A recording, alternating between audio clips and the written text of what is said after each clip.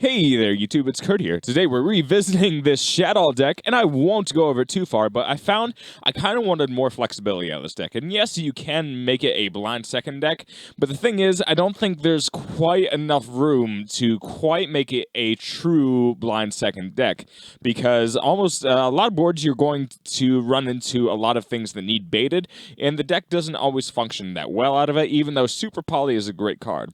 So instead, I'm building the more turn flexible version. All right, so this version will play a lot more like traditional zombies, but have a lot of draw power to let you cycle through your cards, and be sure you will have to view your banished pile off of your desires very frequently. Even though the only things you don't really want to banish, you don't want to banish a double Doom King. That's pretty bad. Sometimes the other ones hurt, but sometimes they don't. If you draw Zombie World, it doesn't really matter. If you banish Banshee, that doesn't really matter at all.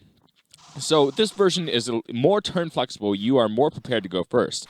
Now the downside is here you don't really you don't main deck back row removal, so you are going to unfortunately lose, basically auto lose to Mystic Mine. But again, people that play Mystic Mine aren't getting laid, so who's the real winner in this situation?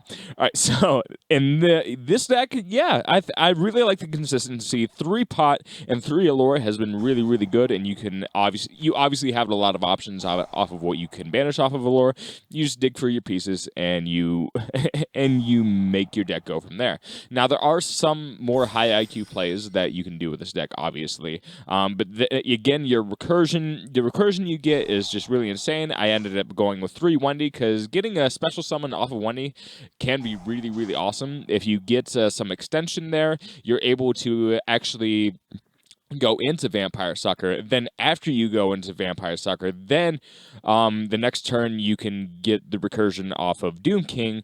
Doom King gets back to the field, you get the draw one, then you activate El Shaddolls Fusion.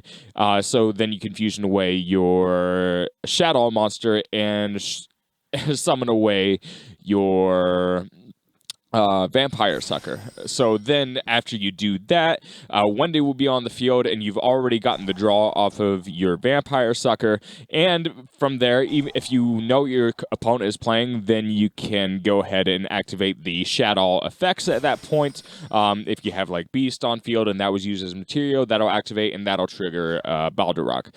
So let me know what you guys think. This will probably be the last version I'm ending on here, because there's this is a really interesting deck, and it's a lot more budget. Obviously, a lot of people don't want to pay $120 to play Shaddolls, and honestly, the end board of having Kaliga and having Winda and having Apollosa is really good, but the end board of Zombie World, Doom King, and Winda is basically just as good, and you'll end on it a lot more consistently than the other build, and for a lot cheaper of a price.